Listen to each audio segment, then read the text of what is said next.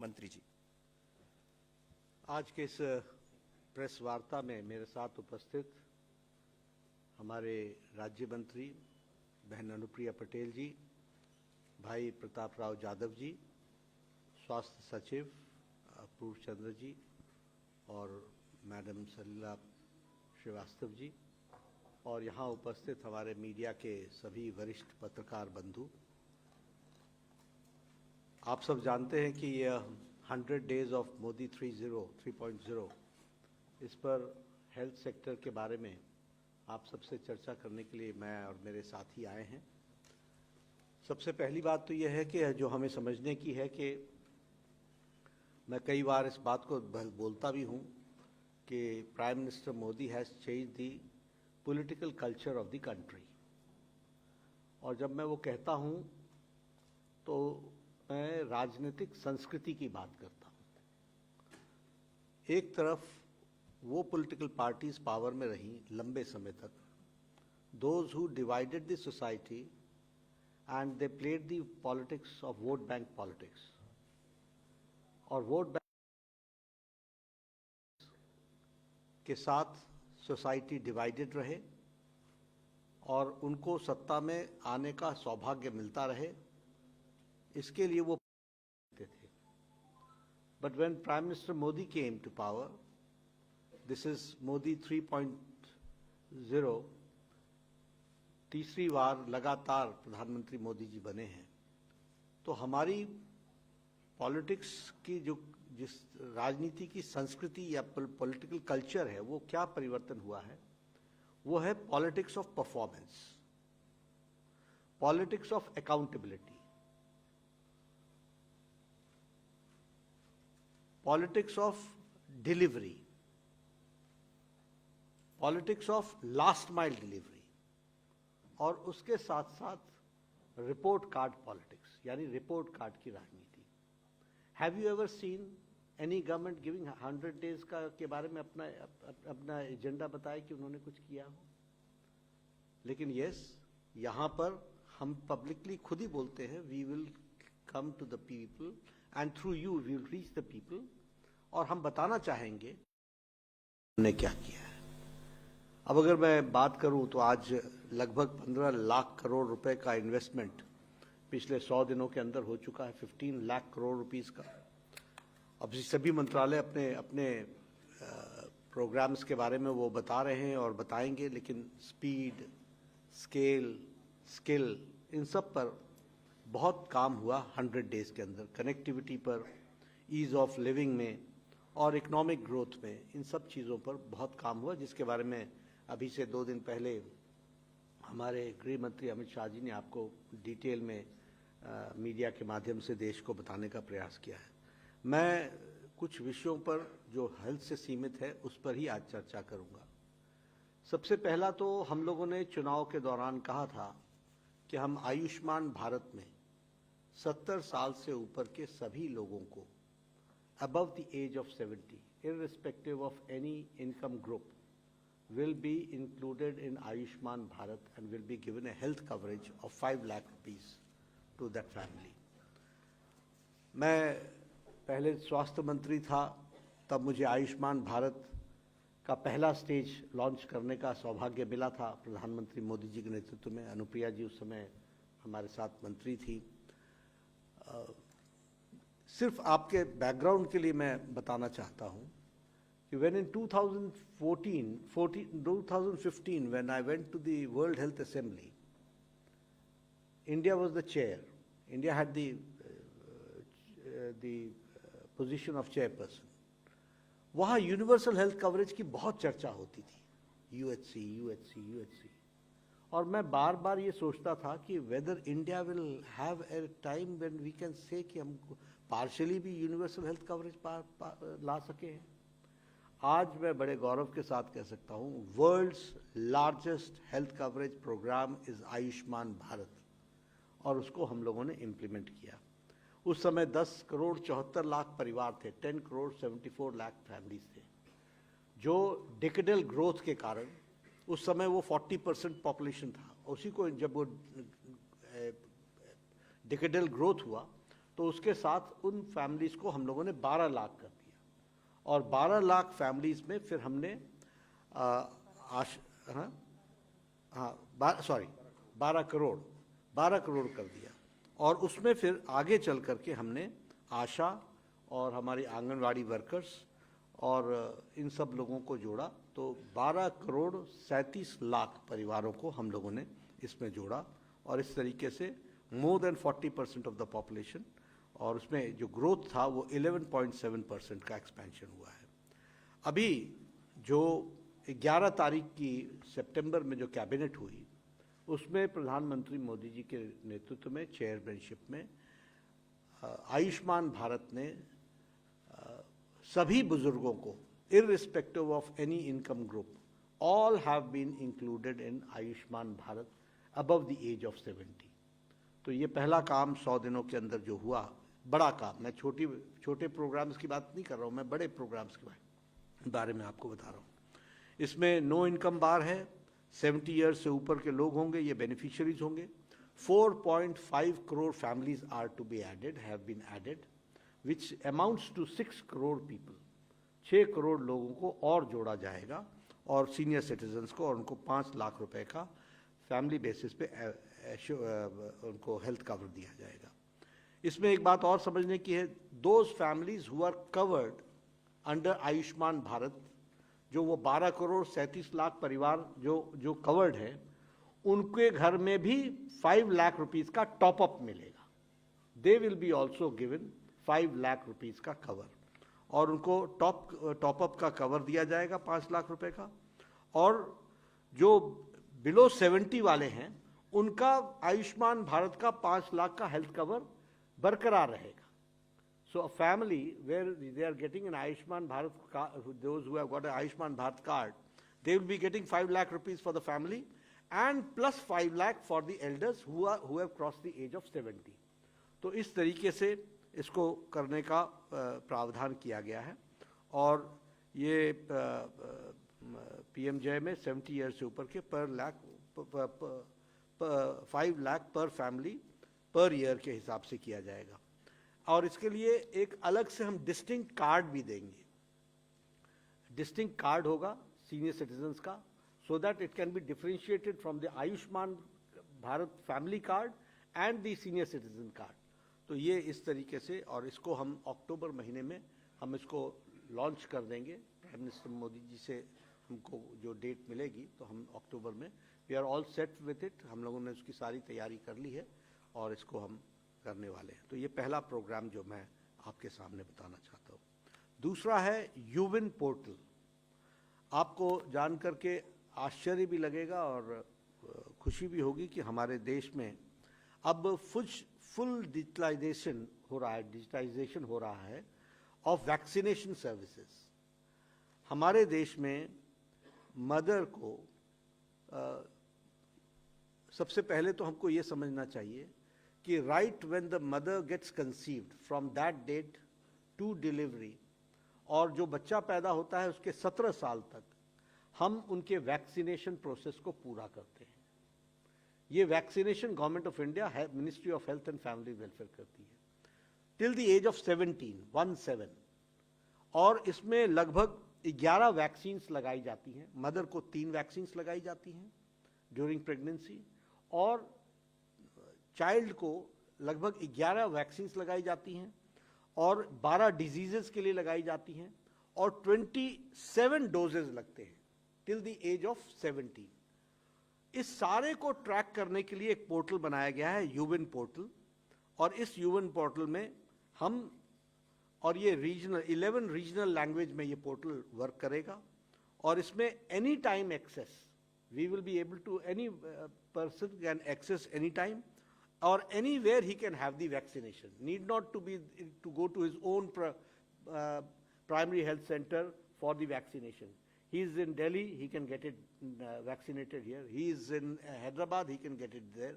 He is in any remote village, वहाँ वो आयुष्मान आरोग्य मंदिर से कांटेक्ट करके वहाँ जो प्राइमरी हेल्थ सेंटर होगा वहाँ उसकी वैक्सीनेशन हो सकती है, और वो उसके पोर्टल पर चढ़ जाएगा। दिस इज डिजिटाइजेशन, और इस डिजिटाइजेशन के तहत एनी टाइम एनी एक्सेस के साथ, और this will also have the facility of self registration system. हमारी आशा वर्कर्स तो करेंगे ही, लेकिन सेल्फ भी अगर आप रजिस्टर करना चाहते हो तो वो सेल्फ रजिस्ट्रेशन का भी, और इसमें ऑटोमेटेड SMS अलर्ट्स होंगे। For example, in the month of first month you have to get 2 vaccines for the child, तो वो आपको अलर्ट सिस्टम भी भेजेगा, और वो अलर्ट सिस्टम को जब आप रिस्पॉन्ड करोगे तभी वो अलर्ट सिस्टम रुकेगा। तो इस तरीके से इस काम को हम लोगों ने किया है। और जैसे हमारा कोविड में सेल्फ एक्वायर्ड सर्टिफिकेशन था, वैसे ही इसमें यूनिवर्सल QR बेस पर वैक्सीनेशन सर्टिफिकेट आपको मिलेगा। यानी आप कितने वैक्सीनेटेड हैं और आपका वैक्सीनेशन सर्टिफिकेट क्या है, व्हाट इज द कंडीशन, वो आपके QR कार्ड से आपको वो जनरेट हो जाएगा और आपको मिल जाएगा। तो दिस इज डिजिटल इंडिया, जिसमें हेल्थ भी पीछे नहीं रह रहा है और उसको पूरा कर रहा है। मैं आपको इसका कोहॉर्ट बता दूं, लगभग साल में 2,60,00,000 बच्चे पैदा होते हैं और 2,09,00,000 के आसपास कंसीव्ड मदर्स, यानी फर्स्ट प्रिलिमिनरी मतलब फर्स्ट ट्राइमेस्टर से लेकर के डिलीवरी से तक जो होते हैं वो 2,09,00,000। तो यानी मतलब 5.5 करोड़ लोगों को इस यूविन पोर्टल से जोड़ा जाएगा और उसका पायलट प्रोग्राम कर लिया गया है। लगभग 22 लाख लोगों को पायलट प्रोजेक्ट हम लोगों ने इसलिए किया था क्योंकि हमारा ये जो पोर्टल है ये सारे ग्लिचेस को मीट आउट करता है कि नहीं, इसलिए इसको किया गया था। उसमें हमको सफलता मिल गई है और इसको भी प्रधानमंत्री जी लॉन्च करेंगे अक्टूबर महीने में। We are all set to do it. उसी तरीके से ड्रोन सर्विसेज ये हमने इंट्रोड्यूस किया है all India institute of medical sciences में और INIs में, नेशनल इंपॉर्टेंस के उसमें, और नॉर्थ ईस्टर्न इंस्टीट्यूशंस में। इसमें हमने टर्शरी केयर इंस्टीट्यूशंस जो हैं सारे एम्स में, ये बहुत ही जल्दी सैंपल्स को पहुंचाने में और मेडिकल सप्लाईज को पहुंचाने में और रिपोर्ट्स लाने में, इसके लिए ये पेरिफेरल इंस्टीट्यूशंस के साथ इसको जोड़ने का और ख़ास करके टफ टेरेन्स के साथ जोड़ने का विचार है। और इसमें all India institute of medical sciences को जोड़ा गया है। इसके ट्रायल्स और ट्रेनिंग्स कंप्लीट हो गए हैं। इसका रेंज जो होगा वो 25 किलोमीटर्स के एम्बिट तक होगा। जो इंस्टीट्यूट है उसके 25 किलोमीटर्स के रेंज में हम इसको ऑपरेट करेंगे और सैंपल्स कलेक्ट करेंगे और हम मेडिकल सप्लाईज और रिपोर्ट्स पहुंचाने का काम, ये इस काम के लिए इसको यूज़ किया जाएगा। ये all India institute of medical sciences BV नगर, गुवाहाटी, भुवनेश्वर, भोपाल, जोधपुर, पटना, बिलासपुर, रायबरेली, रायपुर, गोरखपुर और जिपमर पुडुचेरी और रिम्स का इम्फाल, इन सब में इसको ऑपरेशनल किया जा रहा है। तो ये एक उसी तरीके से अभी शायद आप लोगों ने देख लिया होगा वो भीष्म का, वो देख लिया होगा नीचे लगाया गया है, नहीं कि भीष्म क्यूब्स, नहीं तो हो तो आप इसके बाद मीडिया से इंटरेक्शन के बाद आप जा सकते हैं और उसको देख सकते हैं। उसमें emergency life saving clinic care है डिज़ास्टर मैनेजमेंट के लिए, और इस डिज़ास्टर मैनेजमेंट का जो पोर्टेबल और rapidly deployable modular medical facility है, मुझे बताया गया कि 12 मिनट के अंदर हम उसको अनफोल्ड कर सकते हैं और 12 मिनट के अंदर हम उसको ले डाउन कर सकते हैं और डिज़ास्टर मैनेजमेंट के लिए वो उपयोगी है। उस क्यूब में medicines, equipment, first line of care, injuries और मेडिकल सिचुएशंस में उसको हैंडल करने के लिए है। 10 से 15 सर्जरीज पर डे ये भीष्म क्यूब कर सकता है और लगभग 200 इमरजेंसी केसेस को हैंडल कर सकता है। इस तरीके की इसकी कैपेसिटी है। प्रधानमंत्री जी ने यूक्रेन जब वो गए थे तो उन्होंने वहाँ पर 4 भीष्म क्यूब्स वहाँ दिए थे और अब ये भीष्म क्यूब जो है वो हमारे 50 हेल्थ इंस्टीट्यूशंस में डिप्लॉय कर दिया गया है, डिज़ास्टर मैनेजमेंट के लिए है, जो सेल्फ सफिशिएंट यूनिट है। और मैं चाहूँगा कि आप इस प्रोग्राम के बाद उसको जरूर देखें। मैं यहाँ ये भी आपको बताना चाहता हूँ कि लाल किले से प्रधानमंत्री जी ने कहा कि हम 75,000 सीट्स का इंक्रीज करेंगे। We are on the job. और आपको मैं बताना चाहता हूँ कि UG सीट्स में इस साल 8.7% की इंक्रीज हुई है। 706 medical college have now been increased and जिनको हम लोगों ने रिकॉग्निशन दी है वो 766 इंस्टीट्यूशंस हो गए हैं. 60 new institutions medical colleges have been given sanction और हमारी कैपेसिटी 1,08,940 थी, अब वो बढ़ करके 1,15,412 हो गई है. 6,472 अंडर ग्रेजुएट सीट्स का इंक्रीज हुआ है और पोस्ट ग्रेजुएट सीट्स में 5.92% इजाफा हुआ है. 69,024 हमारी सीट कैपेसिटी थी, आज वो 73,101 सीट कैपेसिटी हो गई है. 4,087 कैपेसिटी का इंक्रीज है. अगर हम यूजी और पीजी को मिला लें तो इसी साल हमने 12,000 seats 12,000 seats have been increased. So we are on the job. हम उसी पेस में काम कर रहे हैं और उसको हम पूरा करने का प्रयास कर रहे हैं. एक national quality assurance standards assessment ये आयुष्मान आरोग्य मंदिर का हम कर रहे हैं और सब सेंटर्स का. इसको भी हम लोगों ने 28 को इसको हम लोगों ने लॉन्च कर दिया यानी उसको पब्लिकली सर्टिफिकेशन का कार्य शुरू कर दिया है. इसको हम एनक्वास बोलते हैं, national quality assurance standard and assessment जो है उसमें हम करते हैं. ये जो हमारे आयुष्मान आरोग्य मंदिर हैं इनको हम डिजिटली और हम उनका असेसमेंट करते हैं और उनको हम नेशनल स्टैंडर्ड जो हमारा क्वालिटी असेसमेंट स्टैंडर्ड्स है उस पर हम लाते हैं. दो चीज़ें करते हैं. पहले तो वो अपनी रिपोर्ट्स भेजते हैं जो उनको हम लोगों ने जो हमने बेंचमार्क्स बना रखे हैं. उसके बाद हम वीडियो कॉन्फ्रेंस के द्वारा और उनके सारे एरियाज़ को देखने के बाद उसको हम सर्टिफाई करते हैं. इसके माध्यम से हम 1,73,000 हमारे आयुष्मान आरोग्य मंदिर का सर्टिफिकेशन का प्रोसेस हम लोगों ने शुरू किया है, जिसमें से 5,784 अभी हमने पायलट प्रोजेक्ट के रूप में लिया था. तो 100 डेज में we have done 5,784 institutions certified हो गई हैं. तो ये हम जो नेशनल क्वालिटी कंट्रोल है और जो नेशनल क्वालिटी स्टैंडर्ड्स हैं उसको एश्योर करने के लिए इस प्रोग्राम को हम लोगों ने लिया है. तो ये भी इसको हम पूरा कर रहे हैं, वर्चुअल के माध्यम से करते हैं और उसमें से फिर हम जाकर फिजिकली भी 10 to 15% ऑफ इंस्टीट्यूशंस में हम फिजिकली भी जाकर के उसको हम पूरा चेक करके उनको हम एनक्वास का सर्टिफिकेट देते हैं. तो ये धीरे धीरे we are trying to see to it that we maintain a balance between the enhanced quantity and quality, दोनों में बैलेंस होना चाहिए. और आयुष्मान आरोग्य मंदिर इसका आप बेस देखो 1,73,000 इंस्टीट्यूशंस, 1,73,000 इंस्टीट्यूशंस हैं. और ये जिसको हम पहले वो हेल्थ एंड वेलनेस सेंटर्स भी पीएचसी और पीएचसीज को भी जोड़ा गया है. तो ये आप समझिए कि एक self sufficient primary health care का यूनिट है और ये प्राइमरी हेल्थ केयर का यूनिट में अगर हम क्वालिटी को एश्योर कर लेते हैं तो हम भारत के स्वास्थ्य की सुविधा को बहुत हद तक जमीनी स्तर पर उस पर हम सुधार ला सकते हैं. तो उसका इसमें प्रयास हुआ है. आप लोग अक्सर सुनते रहते हैं नकली डॉक्टर, असली डॉक्टर, ये डॉक्टर, वो डॉक्टर. हम लोगों ने अब एनएमआर को ऑपरेशनलाइज कर दिया है, नेशनल मेडिकल रजिस्टर, और इसमें हम कॉम्प्रिहेंसिव डायनेमिक डाटाबेस एमबीबीएस का बना रहे हैं. 13 लाख डॉक्टर्स ने इसमें अपने आप को जोड़ लिया है. पिछले महीने की 23 तारीख को मैंने इसको लॉन्च किया था और इसमें अब सभी doctors we are actively working with the state medical associations और ऑल डॉक्टर्स इस मेडिकल प्रैक्टिशनर्स एक प्लेटफॉर्म पर आएंगे और वो एनएमआर के को हमने ऑपरेशनलाइज जो किया है उसमें उस काम को हम आगे बढ़ा रहे हैं. एक जो हमारा हमेशा का प्रोग्राम रहा है कि हम टर्शरी हेल्थ केयर को भी बराबर का ध्यान देकर के चल रहे हैं. तो उसके लिए अभी मैं बिहार गया था तो वहाँ हमने 5 इंस्टीट्यूशंस को, एक तो IGIMS पटना में हमने रीजनल इंस्टीट्यूट ऑफ ऑप्थेल्मोलॉजी इसको डेडिकेट किया.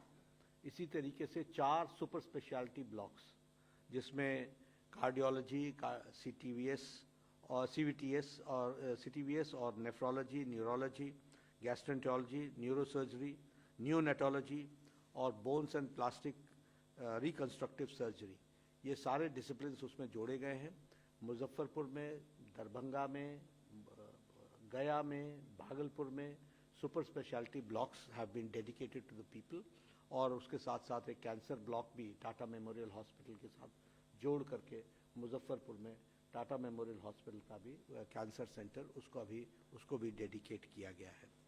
और इसके साथ साथ मैं ये भी बताना चाहता हूँ कि जो दरभंगा का all India institute of medical sciences था, जो किसी कारण से अधर में लटका हुआ था, उसको हम लोगों ने, उसकी लैंड को हमको मिल गई है और अगले महीने उसका शिलान्यास प्रधानमंत्री जी करेंगे।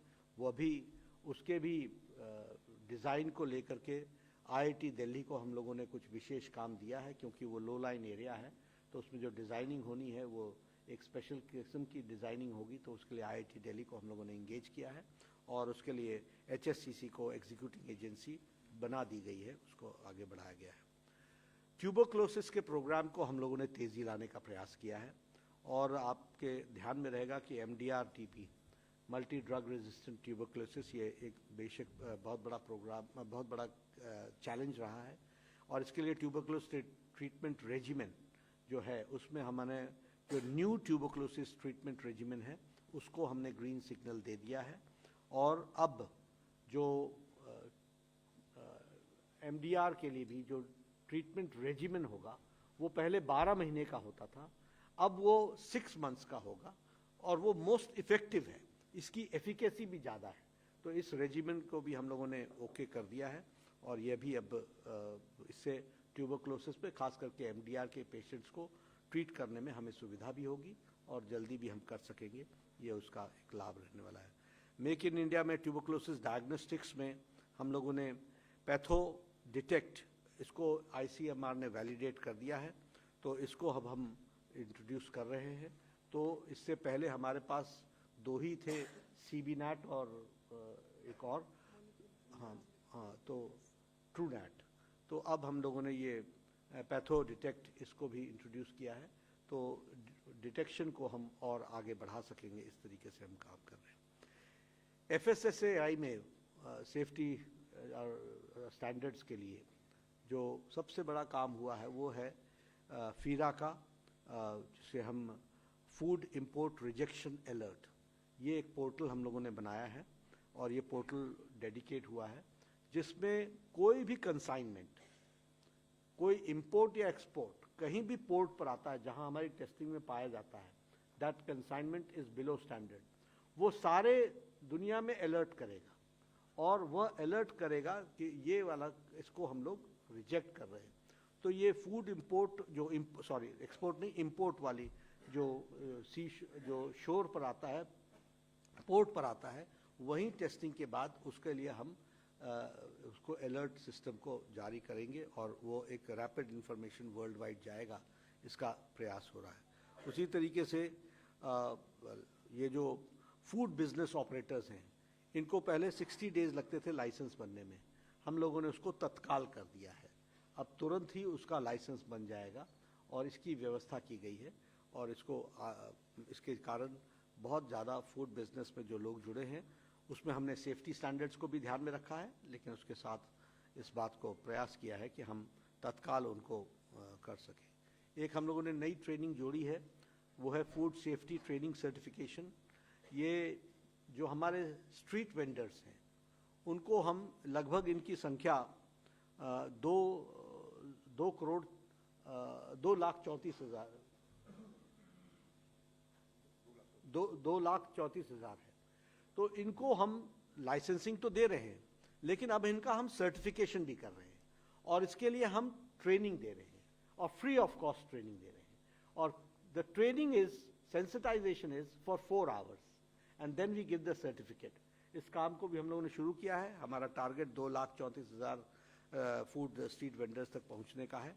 तो इस तरीके से हेल्थ डिपार्टमेंट ने वेरियस एस्पेक्ट से जो इम्पोर्टेंट इश्यूज को, वैसे तो बहुत से काम 100 दिनों के अंदर हुए हैं, लेकिन मैं वो छोटे छोटे कामों को गिनाने लगूं उसकी आवश्यकता नहीं है, लेकिन जो बड़े काम, जो काम दूरगामी प्रभाव देने वाले हैं, जिसका महत्वपूर्ण इम्पैक्ट हेल्थ सेक्टर को आने वाला है उसको मैंने आपके सामने रखा है। और जैसा मैंने पहले कहा कि this government proactive, pro responsive government है और अकाउंटेबल गवर्नमेंट है। तो इसलिए इस प्रयास को जारी रखते हुए हम लोगों ने कोशिश की है कि 100 दिन के अंदर हम जो बड़े काम किए हैं वो आपके माध्यम से जनता तक जाए और आप जरूर ही उन बातों को ठीक ढंग से रखने का प्रयास करेंगे। धन्यवाद। धन्यवाद सर। अब पत्रकार मित्रों से अनुरोध है कि वे प्रश्न पूछें और प्रश्न से पहले अनुरोध है कि आप अपना नाम और अपने संस्थान का परिचय अवश्य दें। 39 नंबर।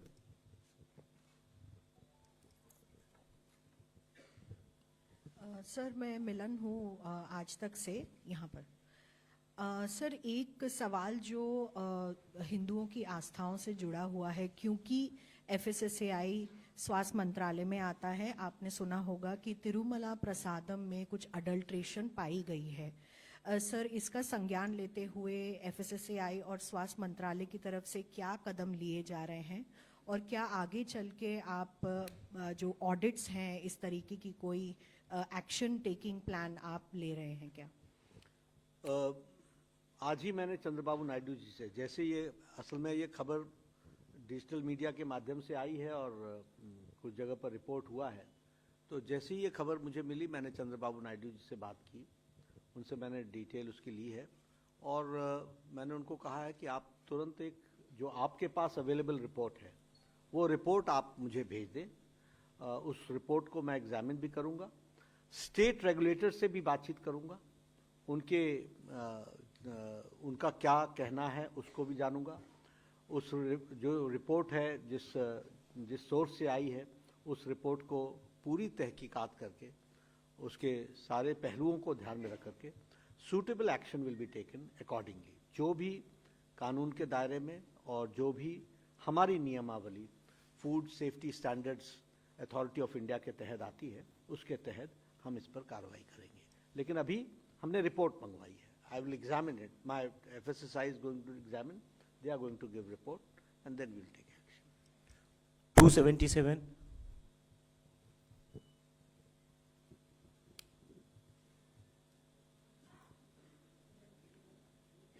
पहले आप। Hi, Ridma from Hindustan Times. मैं जानना चाह रही थी, आपने कहा न्यू टीबी रेजिमेन को ग्रीन सिग्नल मिला है, तो वो कब से चालू हो जाएगा? When will they start getting medicines in the centers, dot centers? ये जो न्यू रेजिमेंट टीबी का ट्यूबरक्लोसिस का, regarding the new regimen, there are 4 medicines which are there required in the new regimen, and of that 3 are already available. That is the bedaquiline, pentobenade, linezolid, and maxifloxacin. These are the 4 which are required in the BPAL regime. And of these, 3 are already available, and the 4th one, that is pentobenade, that has also been licensed, allowed by CDSCO, and we are in the process of acquiring it. So once that acquisition happens, then this 4-dose combination will start. 273. Sir मैं नितेंद्र हूँ DD news से। जैसा कि आपने कहा कि 70 साल से ऊपर के जो बुजुर्ग हैं उनको आयुष्मान भारत के दायरे में लाया गया है, तो ये प्रक्रिया कब से शुरू होगी, कब से वो रजिस्ट्रेशन करेंगे, कैसे रजिस्ट्रेशन करेंगे, उसका लाभ कैसे मिलेगा, इसके बारे में थोड़ा सा विस्तार से बनाए क्योंकि देश जानना चाहता है। नितिन जी, इसमें हम लोगों ने जो तय किया है, हम क्या होता है, जैसे कैबिनेट से सैंक्शन मिली, कैबिनेट से सैंक्शन मिलते ही ये 4.5 करोड़ फैमिलीज को हम लोगों ने जो आइडेंटिफाई किया है और उसके साथ साथ 6 करोड़ लोगों को, तो इनको कार्ड मिलने का प्रोसेस शुरू कर रहे हैं, इनके फॉर्म्स भरने का प्रोसेस शुरू हो रहा है। अक्टूबर महीने में प्रधानमंत्री मोदी जी इसको लॉन्च कर देंगे। 129.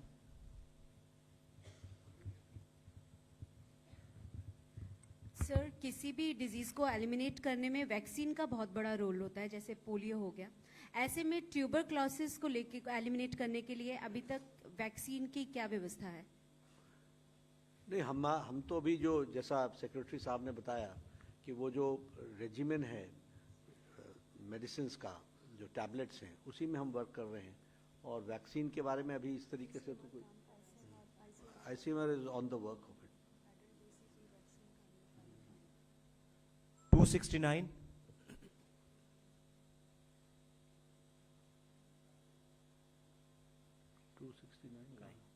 95. 270.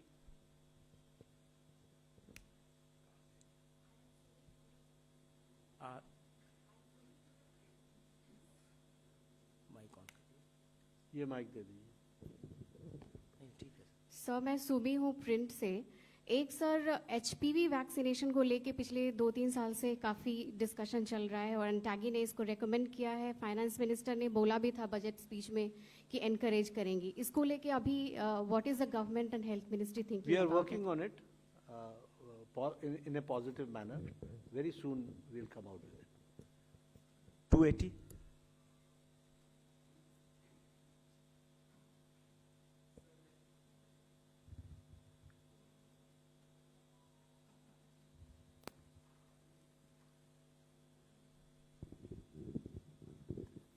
सर मेरा नाम केशव झा है, मैं भारत 24 से हूँ. आप इसी मंथ बिहार दौरे पर गए हुए थे. उस दौरान आपने दरभंगा एम्स का उस जमीन का भी जायजा लिया था जहाँ पर उसे बननी है. अगले महीने PM मोदी उसका आपने कैसे शिलान्यास करेंगे?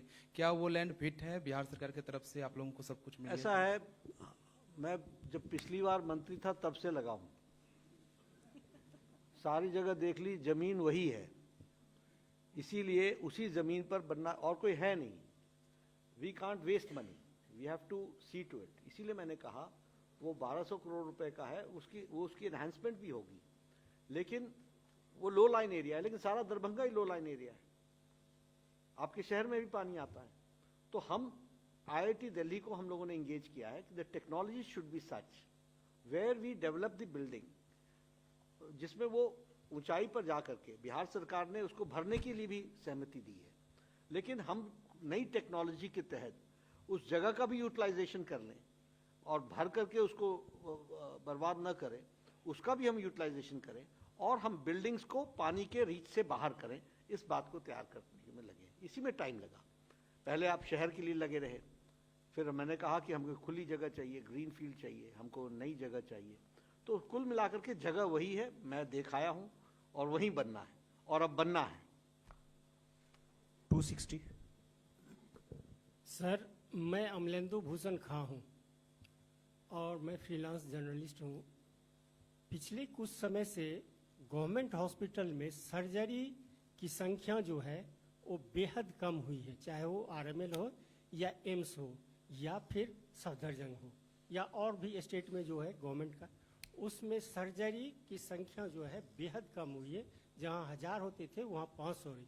तो क्या गवर्नमेंट कोई ये सर्कुलर ला सकती है जो प्रत्येक सर्जन को प्रत्येक माह इतनी सर्जरी करनी होगी? ऐसा है, हमारे पास तो इस तरीके की रिपोर्ट नहीं आई है, न ही कि तथ्यों पर ऐसा आया है, पर आपने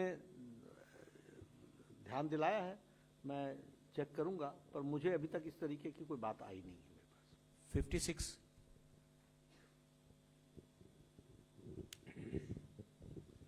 सर मैं तरुण शर्मा हूँ जी बिजनेस से. सर मेरे 2 सवाल हैं. आपने सर अपनी स्पीच की शुरुआत में कहा कि पहले 100 दिन के अंदर 15 लाख का निवेश आया.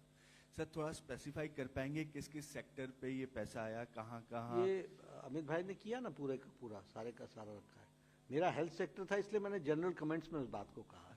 15 लाख करोड़ रुपए be has been spent on infrastructure, on various projects, सारा कुल मिलाकर के उसका. और आपको मैं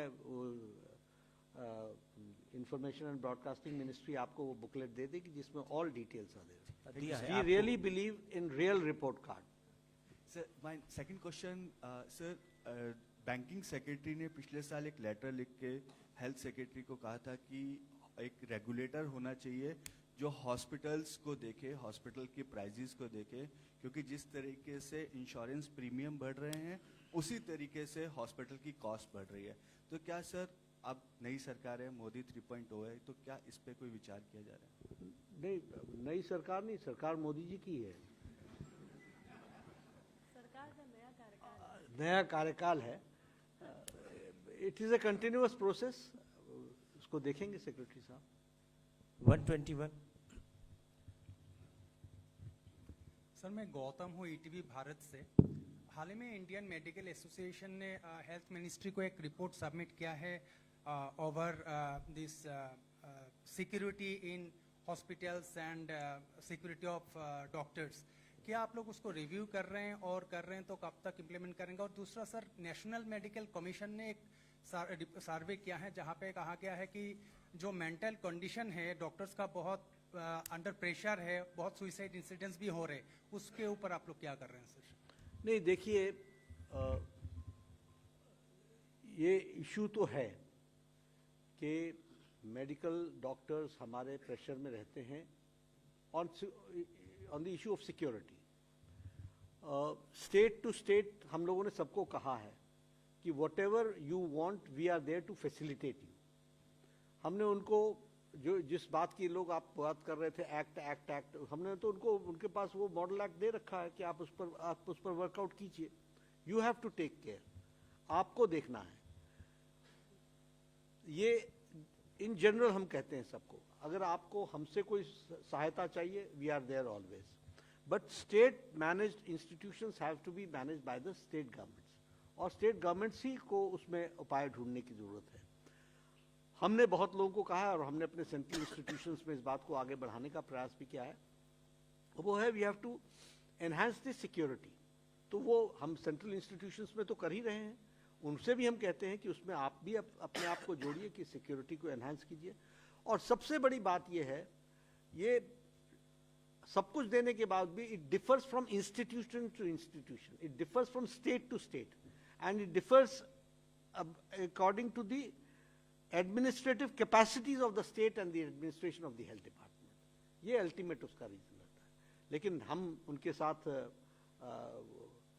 कोऑपरेटिव और कोलैबोरेटिव तरीके से जो भी वो कहते हैं उनको हम पूरा करने का प्रयास करते हैं। 265। अपना परिचय दें। सर मैं अनुमित्र हूँ आनंद बाजार पत्रिका से। रिसेंटली कलकत्ता में एक हॉस्पिटल में एक जूनियर डॉक्टर की मौत हो गई प्रेमिसेस में, हॉस्पिटल प्रेमिसेस में। उस पर लेकर जूनियर डॉक्टर में काफ़ी गुस्सा है, स्ट्रीट पे भी है ये लोग। तो वेस्ट बंगाल गवर्नमेंट से आपका कोई सीधी बात हुआ है, और जूनियर डॉक्टर के लिए आपका क्या मैसेज है? नहीं, उनके एसोसिएशंस आए थे, उनके साथ मेरी बात हुई थी। कलकत्ता से नहीं आए थे, उनके एसोसिएशन के रिप्रेजेंटेटिव जो यहाँ थे वो आए थे, उनसे मेरी बात हुई थी। मैंने कहा we are all there to help you and we will do it, but it is the state government which has to see to it. अब जिस तरीके की रिपोर्ट्स आ रही हैं, तो वो हॉस्पिटल कैसा चलता था वो आपके ध्यान में आया है, और उसमें से ये घटनाएं घटती हैं। तो वो तो स्टेट को, एडमिनिस्ट्रेशन को अपनी कैपेसिटी और स्टेट के इफेक्टिविटी ऑफ द एडमिनिस्ट्रेशन, ये बहुत महत्वपूर्ण एंगल है इन सब चीज़ों का। But we sympathize with the doctors, we stand by the doctors and we respect their sentiments, and in government institutions we are taking care of it.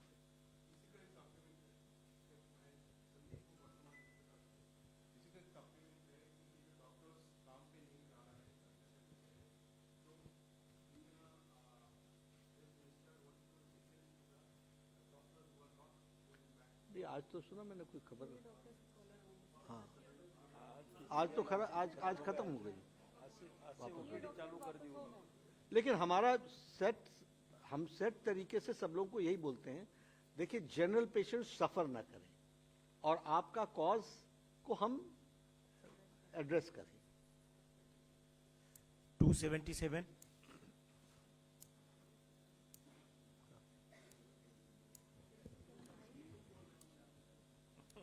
ठीक है, आप पूछ लीजिए। सबसे पहले सर दैनिक भास्कर से हूं मैं, मुकेश कौशिक सर। 2 साल पहले आपकी सरकार ने वादा किया था कि जो प्राइवेट मेडिकल कॉलेज की 50% सीट्स होंगी उनकी फीस सरकारी मेडिकल कॉलेज के बराबर कर दी जाएगी, उसका क्या हुआ?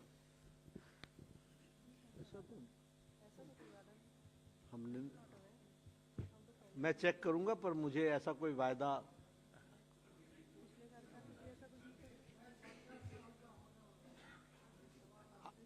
आपको बधाई पहले तो कि आपको आप आयुष्मान में कवर हो रहे हैं। पूछिए, 4 नंबर आप पूछिए। बधाई दिया सर। सर मैं विंटेज हेल्थ राइटर हूँ, 30 साल से दिल्ली में हेल्थ राइटिंग कर रहा हूँ। धनंजय कुमार मेरा नाम है, आप जानते भी हैं। यही मैं मिला हूँ आपसे। मेडिकेयर न्यूज़ का मैनेजिंग एडिटर हूँ और अभी मैं सेहत के अमृत काल से गुजर रहा हूँ। 30 साल बाद भी करेंगे ना आप, तो मैं सवाल पूछ रहा हूँगा आपसे। 30 साल बाद हाँ, सवाल पूछ रहा होगा। हाँ, मैं आपसे पूछना ये है कि प्रिवेंटिव हेल्थ पर आपका कितना फोकस है। उसी से जुड़ा हुआ एक सवाल है, acupuncture runs in your family. You are aware of how effective it is. ये आयुष में क्यों नहीं शामिल कर रहे हैं आप, जब इतना इफेक्टिव है? And I am a votary of preventive health. That is why I am saying कि 70-30 साल बाद भी आपसे बात करूंगा, तो इस पर बोलिए। एक दूसरा सवाल भी बोल देता हूँ कि ये बेरियाट्रिक, ये सर्जरी जो है, रोबोटिक सर्जरी क्रेज हो गया है पागलपन की हद तक, लेकिन उसमें जो एक रिफर्बिश्ड सर्जिकल रोबोट का इंपोर्ट हो रहा है, पुराना सेकेंड हैंड, वो मेक इन इंडिया की तो बात लगा ही रहा है। वो सेफ्टी कंसर्न भी है। एक कंज्यूमर एक्टिविस्ट ने ये केस लेकर भी गया था पीआई। एक मुझे आप एक पेज का नोट लिख करके दे दीजिए इस पर। दे देंगे सर, आप मिलने का मौका देंगे तो बहुत बिना कुछ मिले भी बताऊं। नोट मिल सकता है, लेकिन मैं मिल लूंगा। अब एक अंतिम सवाल ले रहे हैं, 52 आप पूछिए। नहीं, इनका जवाब नहीं दिया, मैं देता हूँ। ऐसा है कि जो आपने प्रिवेंटिव और प्रोमोटिव हेल्थ केयर कहा, वो हमारे 2017 के हेल्थ पॉलिसी में सब पहली बार इंट्रोड्यूस हुआ, और उसी के तहत ये जो आयुष्मान आरोग्य मंदिर बन रहे हैं, इसमें हम इसको, ये जो हम एनक्वास बोलते हैं, नेशनल क्वालिटी असेसमेंट एश्योरेंस, ये जो एनक्वास है, इसमें हम इसी प्रिवेंटिव पार्ट को ही हम डील कर रहे हैं। तो इसलिए प्रिवेंशन, और देखिए साइज क्या है, 1,73,000 हमारे आयुष्मान आरोग्य मंदिर बनेंगे। यानी सारे देश में आपको ब्लड प्रेशर है कि नहीं, डायबिटीज है कि नहीं, हार्ट की प्रॉब्लम्स हो सकती हैं कि नहीं हो सकती, एस्थमेटिक हो सकते हैं कि नहीं हो सकते हैं, कॉरोनरी पल्मोनरी डिजीज हो सकता है कि नहीं हो सकता है, ये सारे इसको हम लोग, और ये NCDC में भी इसको हम कवर करने का प्रयास करते हैं, लेकिन जो जागृति लाने का भी प्रयास करते हैं। तो preventive part has been taken care. दूसरा आपने जो प्रश्न पूछा कि एक्यूपंक्चर वाला, उस पर हम वर्कआउट कर रहे हैं, बहुत जल्दी आपको उसका हम समाधान देंगे। एक second please. 52 Sir, this is Abhishek from. 52 Sir, this is बहुत Abhishek. जल्द उसका समाधान। हाँ. Abhishek from Business Line, Hello. sir. Down here. Last हो। सर इधर Down here. Sir, on this FSSAI issue, by when are they expected to? For the Tirupati issue, when are they expected to give a report? To you, one, and two, what are the preventive measures? When I go out, when I reach my residence or my office, I'll get the report. So they're getting the report today itself Yes, by yes. FSSAI. Yes, yes. And sir, This what is is the Digital India. Sir, initial report? Okay. And okay, sir. And sir, the final, the other question is, what are the other preventive options? I mean, this is not the first such instance that would come to mind in case of adulteration of, be it food or whatever we want to call it, food products. So what are the options right now on the table? No, it's very difficult to say. FSSAI is working on it. हमारे हर entry point से लेकर के exit point तक हम लोगों के testing facilities हम लोगों ने मुहैया कराई हैं, और जगह जगह पर हम सर्टिफिकेशन भी कर रहे हैं। लेकिन अब ये एक घटना घटी है। Let me go into the details of it and then we'll decide accordingly. Sir इधर हो गया सर, थैंक यू। अभी आप नहीं सुनिए, बहुत सारे सवाल हो गए हैं।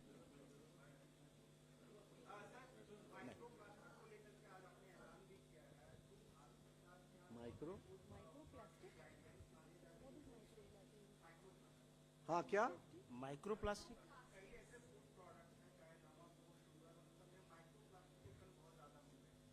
फूड प्रोडक्ट्स में नहीं मिल रहे हैं, बॉडी में मिलते हैं। इसलिए हम लोगों ने कहा था कि इसको रोकने के लिए जो इसके सोर्सेज हैं उन सब चीजों पर वर्कआउट करना होता है। आप मुझे बता दीजिएगा, मैं देख लूंगा। बहुत बहुत धन्यवाद आप लोगों का।